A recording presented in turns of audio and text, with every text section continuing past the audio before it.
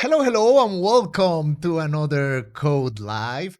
My name is Julian Duque. I'm a lead developer advocate here at Salesforce and Heroku. And today we are going to see the final episode of this series. We are learning how to use and implement databases using Node.js on Heroku. On previous episodes, we saw how can we use a PostgreSQL database using the native driver. Then we saw how can we use a SQL query generator library called Next.js. Then we saw how can we use an ORM. We use SQLize. And then we were seeing how can we implement Redis on our application. So we created this events manager. Remember that we are working with this repository, Heroku dash examples slash events dash manager. That's the application we started building from the first episode, and we have been refactoring and adding more features up to it. So we have two API endpoints, one API endpoint for managing events. Imagine this is kind of like a meetup administration application of some sorts. And then we have another API endpoint, which is the members, when we manage all of the users that are part of this meetup. So we created the API endpoints, we integrated those API endpoints with the database, but right now we don't have a client to interact with that application. So today we are going to be implementing that client using Lightning Web Components open source, so we can use it as a standalone application on Heroku. And we are going to learn how can we implement that API, how to make those API calls from the LWC client application. So we are going to be using the following repository, but on the branch LWC. I have a new branch here with some boilerplate code that are going to be useful for us to start working with the LWC project. So I'm going to be sharing this on the chat for the people that are watching live right now, or if you watch on the recording, take a look at the branch on this repository. Okay, we are going to start working from here. So let's get to Visual Studio Code. I have that repository cloned with that branch. The branch is the LWC. What I did. So I did a couple of things to make this project ready. So the first one was to add one dependency, which is the LWC synthetic shadow, because we want to use Bootstrap as the CSS framework. So we need to use the synthetic shadow in order to use these global styles. And I'm also using the express promise router so we can capture the errors from the API. On our previous refactor of this project, the errors were swallowed by the routes. So we needed to use like a router that supports those errors, or implement the error handling by hand by using the try-catch statement in JavaScript. So we are going to be using the express promise router.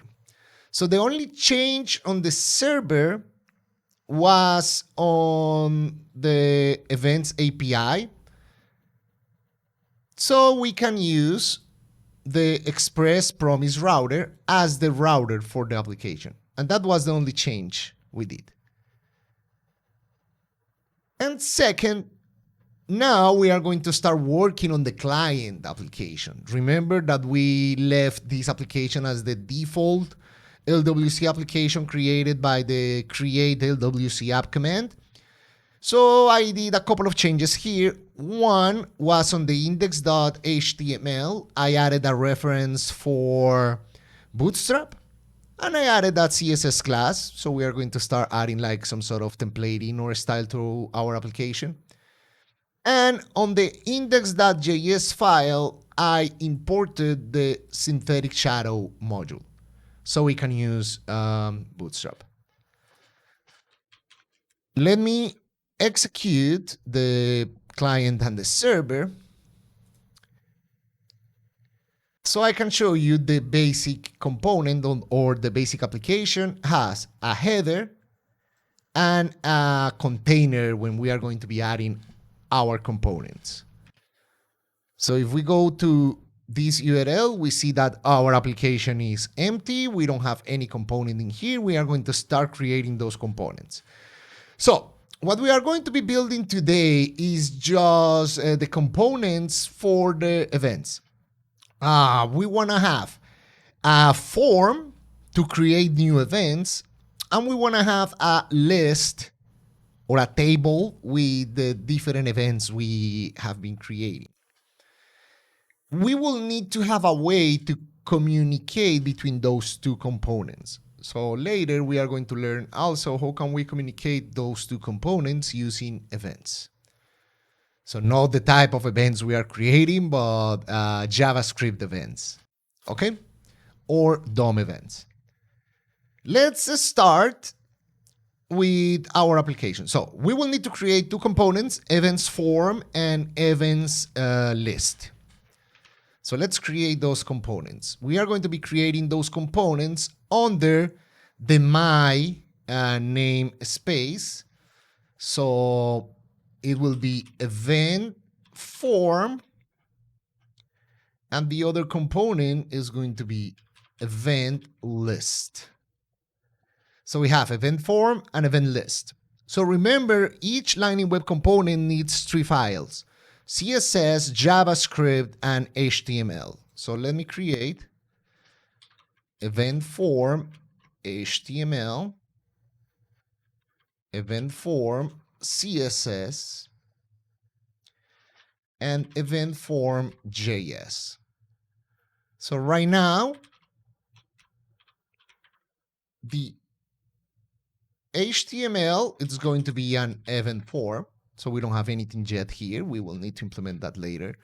And on the JavaScript, we need to import Lightning element from LWC so we can export a default class named event form that extends that Lightning element. So I have created a basic component. It doesn't do anything. It's a very basic component. And I will do the same with event list. So let's create event list.js, event list.css, and event list.html. So the HTML is going to be a template, event list. We don't have anything yet. I'm going to copy the code from event form to event list and just change the name of the component. So we have event list. And we don't need to add anything to the CSS. We are going to be using Bootstrap, so the styles are going to be global for now. Cool. We have the basic components. Now we need to add the components to our application. So let's add my event list and my event form. So remember that we use my as the namespace. Is going to be the first folder here. Then is going to be the name of the component. Since we are using like a composite name using 2 words, we use a Pascal case naming convention here, but on the component we use a snake case or using the dashes to separate the words. And we are going to be using pretty much the Bootstrap. So let's spread this on 9 columns, and the form is going to be just 3 columns. Let's see if we have our changes. Perfect. So we have the event list and we have the event form, but we don't have any code yet. So hold on a little bit. What I want to do before creating these components, I want to create a basic component that is going to handle all of the API calls. I'm going to be calling this component the service component, and it's not going to be a web component, so it doesn't have a render part. It's just JavaScript operations that are going to be exporting and importing on my web component to deal with the API. So under modules, so I'm going to be using a different namespace here.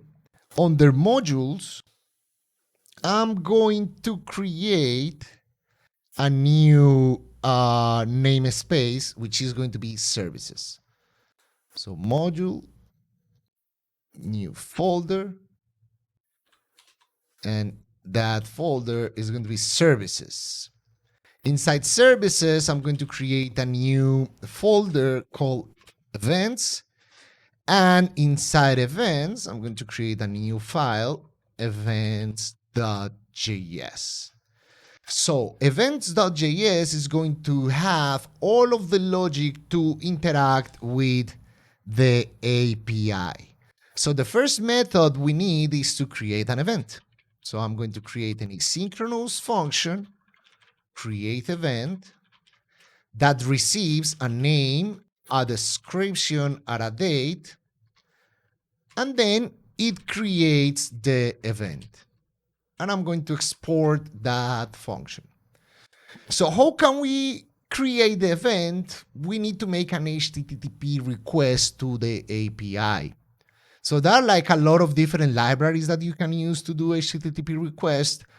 We are going to be using the native one, which is Fetch. Fetch comes with all the major modern browsers. It's a promise-based HTTP request client.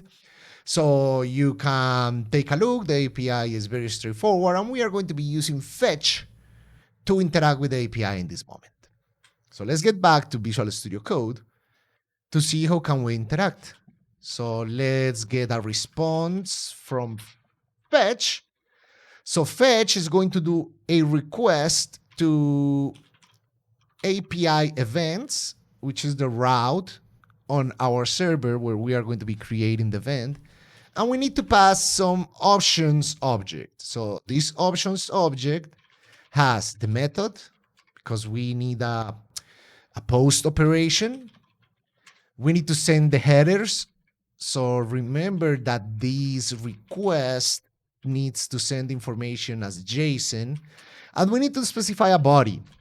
So the body is going to be the string version of that event object that I am passing as the method. So first, we are doing the request. Then we need to check if the request was successful or not. So if the response is not okay, we are going to throw a new error, unable to save an event. And this error needs to be handled in the component. So we are not handling that error in the service. We handle the error in the component because we don't know how we might want to present this error back to the user. And if everything works, we just return the response as JSON. Since this is an asynchronous function, we can resolve it on the other way using a wait, and we are going to get the JSON object. Now we created the first function, which is create event. Now let's see how can we implement the form and use this create event to start storing information in our database. We will need to go to the event form component and start adding the implementation on the HTML. So let me add a header here. So this is going to be a header, new event. I need a form.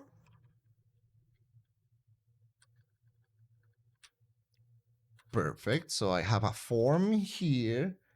And this form I'm going to be using deep with the form group classes. Sorry, deep form group. Oh, this is not working. I thought I had the auto-completion, so I need to do it by hand. So the form group, I need 3 different form groups, one for the name, the description, and the date, right? I need 3 form groups. And then I need a button. So let me create a button. And now start implementing these form groups. So we need the first one, it's a name. So we have the name, and then we need to create an input. And this input, now it's going to be a text, corresponds to name. The value is going to be bind to an object in the component, which is the event object and the name property. And we are going to be taking a look how can we do this. We need to handle the input to keep the value in the component.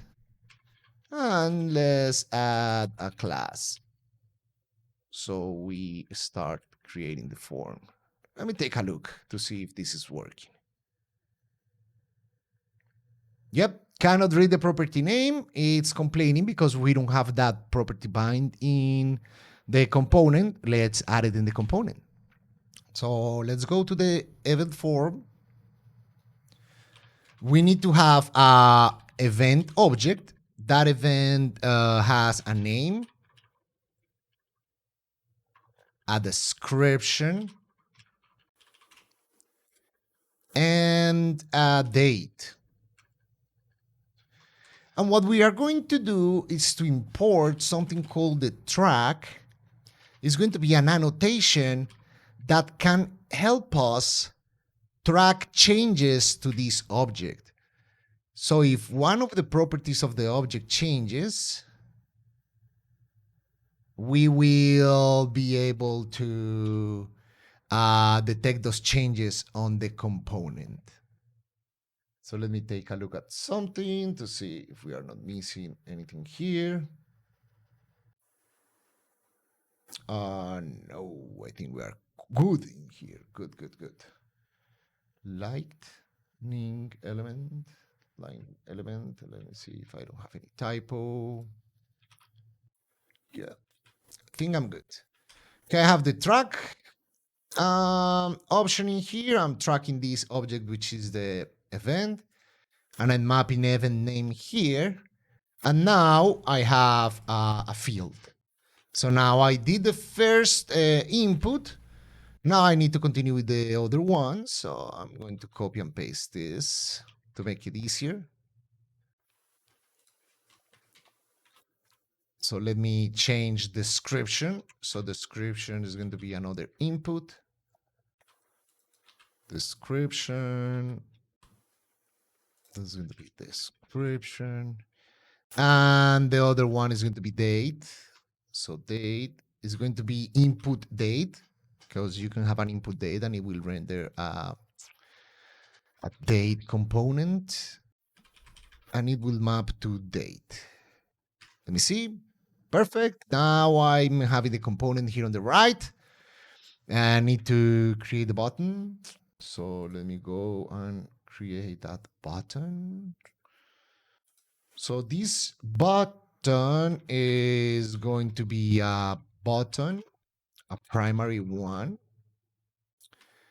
This is going to be a submit button, and I'm going to create a span just to manage a spinner. Like when I am going to be saving, I want to take a look at a spinner in there. So let me create a spinner, and then we are going to be changing the visualization of that spinner. Spinner border small, and save event.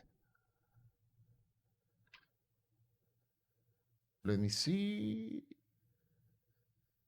I need to add an extra n. Perfect. So we added the spinner, we added the form. Right now we need to start implementing how to handle the submit, right? So when we submit the form, we need to have some sort of event managing that. So let me modify the form to create an on-submit handler. Handler submit. And handle input. So we need to implement those two buttons, handle submit and handle input. So let me create those two events, handle submit and handle input. So async handle submit. This is the one that is going to be sending the information to the database. This has an event. And the other one is handle input. This has an event. So let me print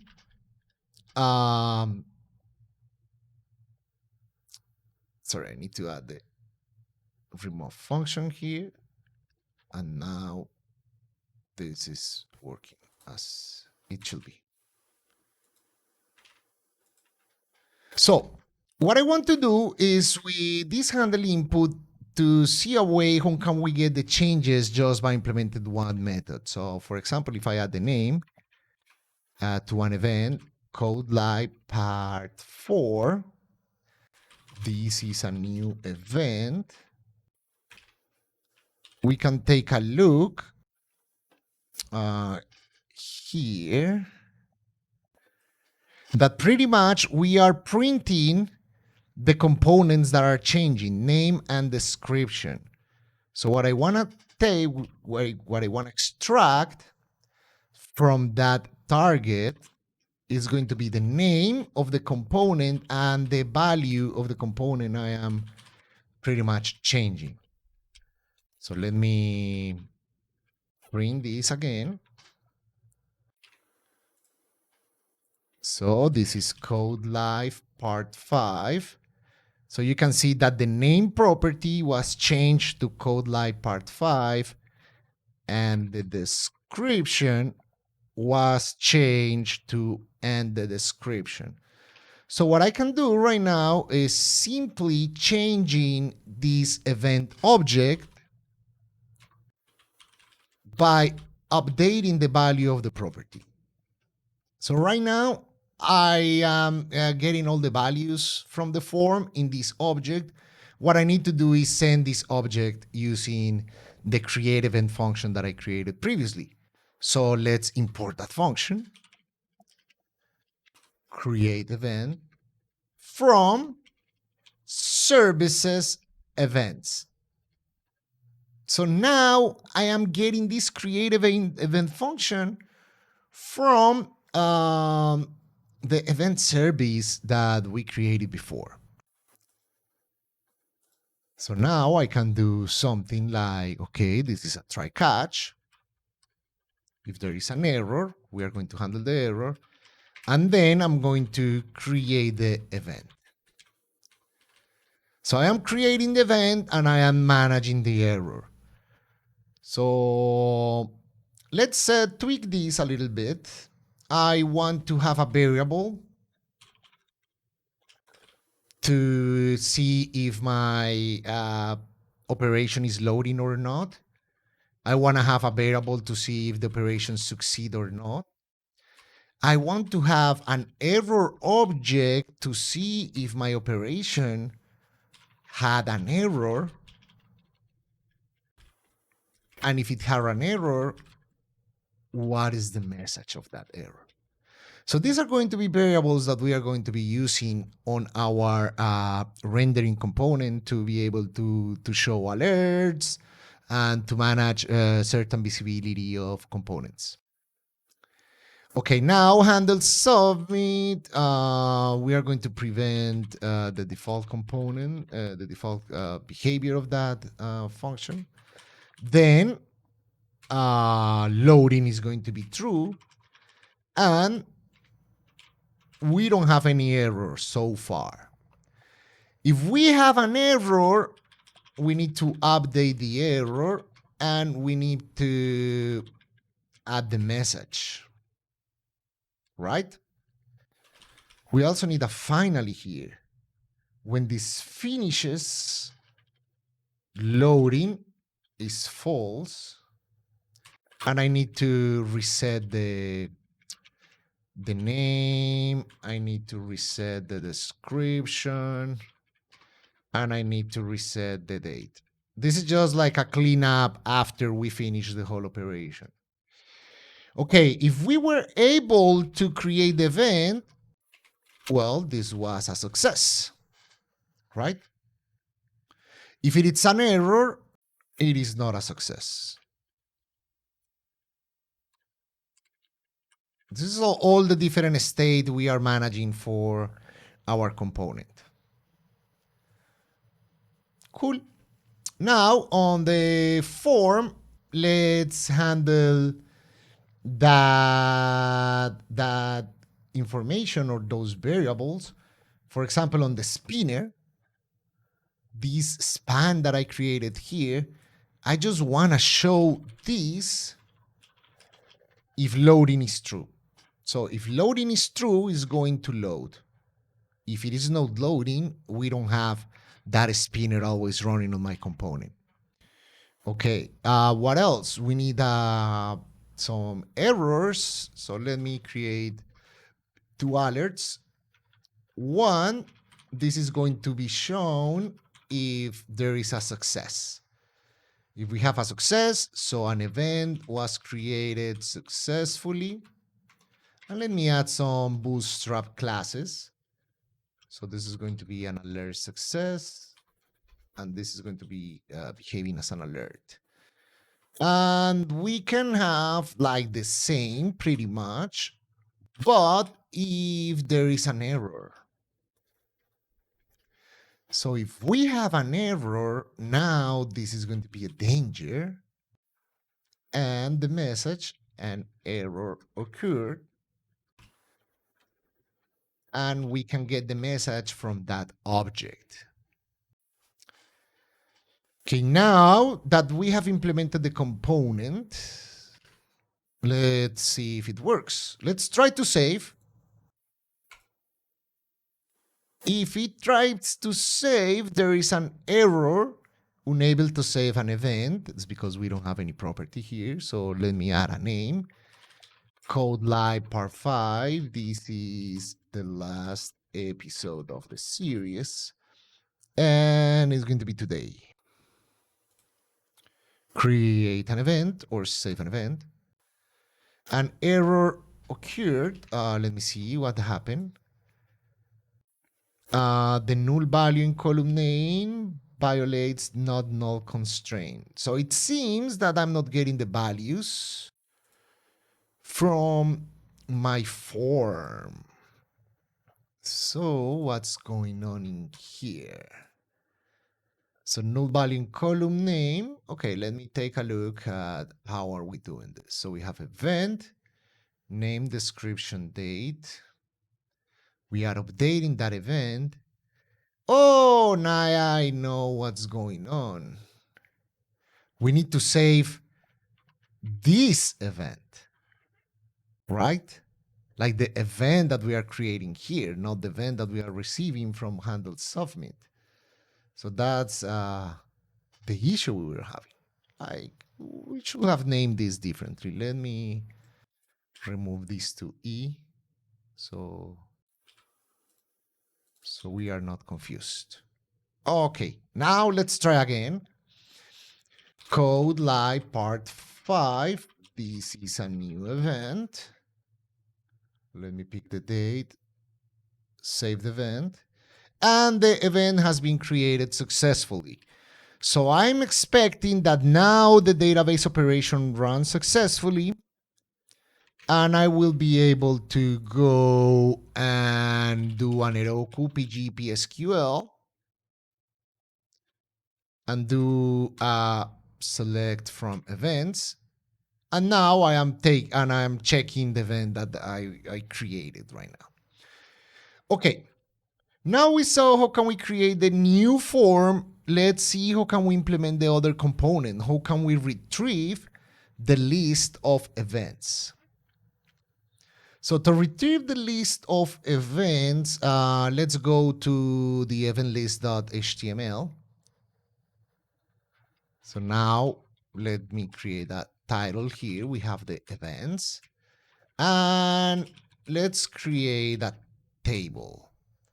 So this table has a header. So it's going to be a dark header right now.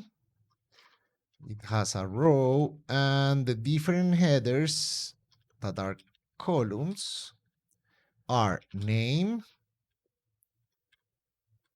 description, and date.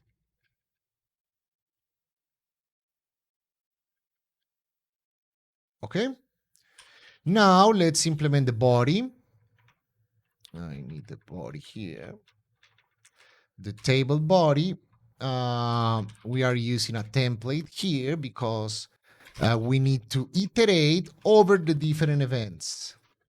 And for each item, we need an event, right? And now, this is the row when we are going to be iterating every event, getting the ID as the key. And then the different elements is going to be name, description, and date.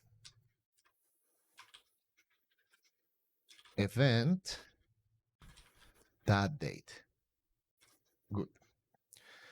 So we have the HTML for the component. What we need to do is create the logic to load those events. What we are going to do with this component is that we are going to be passing the events as a property to the component. Instead of loading the events from this component, we are going to be passing those from the parent.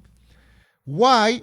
Because remember that we need to communicate those two different components. Like when we create a new event on the event form, the idea is that that event appears also on this new component we are using, the event list.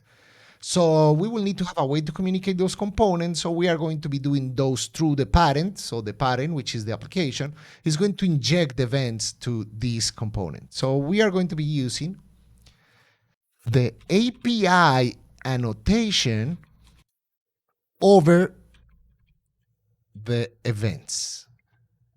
Don't know. Over the events. Okay, thank you. And that's the only change we are going to be doing to our component. Now, how can we fill these events? We need to fill those from the parent component. So we go to the parent component. Now we have event list, and we need to pass the events. And events is going to be a property in the application that I have right now. So which is this component. Now let me create events. And what I'm going to be doing right now is using the connected callback function, which is a function that it is executed when the component is connected, when the component is added to the DOM. It's executed like for the first time. So we are going to be using this connected callback to load the events. So you might be asking this question, how can we read those events from the API? We will need to implement a new method on the services module. So let's implement a new method from the services module. It's going to be list events.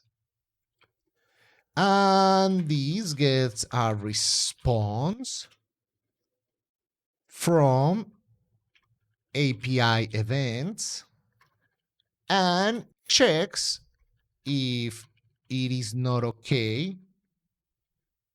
We can throw a new error, unable to list events. Maybe something happened here. And if it is okay, we are going to return the response as JSON. Let's export that method, list events, and import it on the application. So import list events from services events. And what I'm going to do here is execute list events. I need to add this as an asynchronous function. And now what we have here is two components that are connected. So we have the component that is reading the events, and we have the component that is creating the events. But now, what is the problem that we have? If we are going to create a new event, CodeLive bonus, this is the final episode. And if we pick a date, the event is saved, but it is not refreshed on the main component. I will need to do a refresh on the browser, and we don't want that. So what we are going to be using, and again with the event's name, we are going to be using Lightning Web Components event to create a custom event that can be dispatched or triggered from the component that I'm using and can be handled on the parent.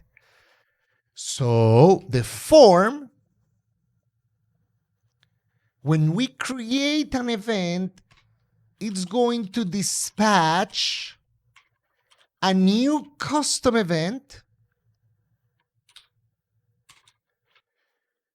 called create, right? So when we create an event, I am creating a new event. I am sending a new event pretty much to notifying my parent that something happened. So on my parent, what I need to do is on new form, when I have a non-create, I can do a handle update. And handle update pretty much is going to update my list of events. So handle update is going to be a method, async handle update, that execute that method again. Pretty much is updates the events. Handle update. If I create a new event, testing with JavaScript, spoiler alert. So let's have a spoiler for our new series.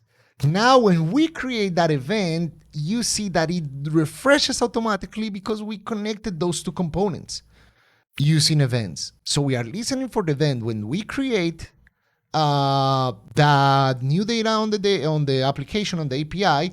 Then we notify that event, and on the parent component, we listen that event, we handle, and we can do operations on the other component. Now implement a last service, a last endpoint of the API. I want to delete events. So on the event list, I'm going to be creating a new column, actions. And on actions, I'm going to be creating a new action. It's going to be a link, delete. I'm going to be adding that ID because I need a reference of what I'm going to be deleting. So I'm adding the ID as the data ID property on my link. And I have an on-click handle delete. Sorry, it needs to be bind. So handle delete. Cool. Now let's go to event list and implement that function. Handle delete.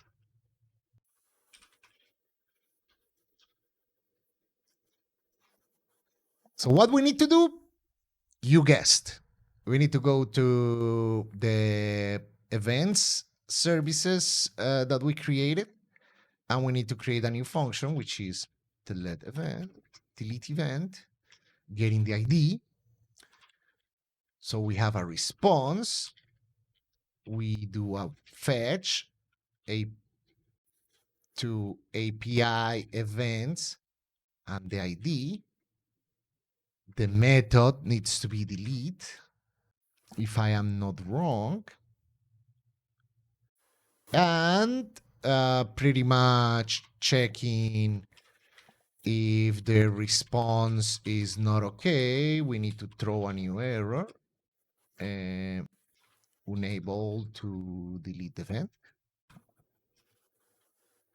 And if we made it, let's return the JSON. So now we are exporting delete event. And we are going to be using it on event list. So let's import it here. Delete event from services events. And now let's get the event ID from the target data set ID. So I'm using the data attributes from the element. Remember that I'm using this data attribute to store the ID. So I'm retrieving that ID using the data set here. So I can easily execute await delete event, sending that event ID. And we will need to do the same pretty much, update the list. So when we delete the component, we will need to trigger the refresh. So we are going to dispatch an event. And this event is called delete. So the other one was create, and this one is delete. So again, on the parent, when we have a delete event on the list, you are going to execute handle update. Handle update is going to keep the list up to date. Okay, let's delete part 5. Part 5 is deleted. It is deleted from the database. As you can see, the deletion executed. Now it is deleted from here.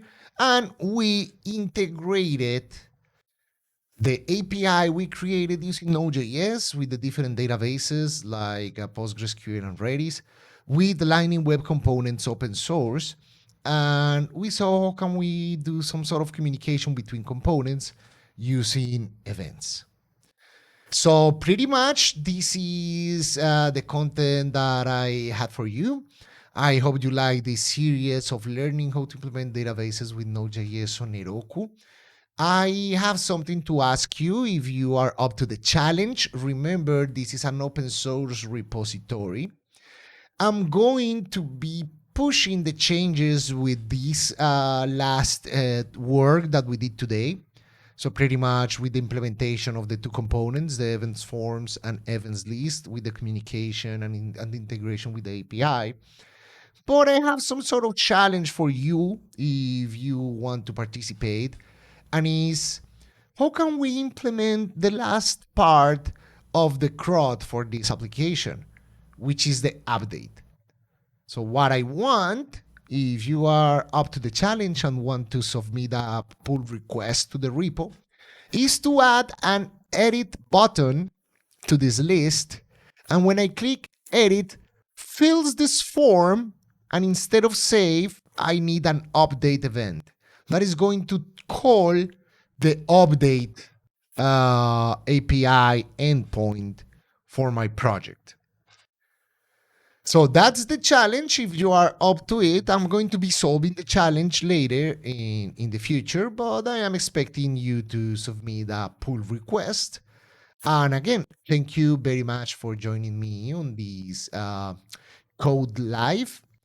And looking forward to see you on the next one. I am planning to have one around testing Node.js applications and Lightning Web Components applications. So See you on a couple months with a new series with me. Thank you very much and bye bye.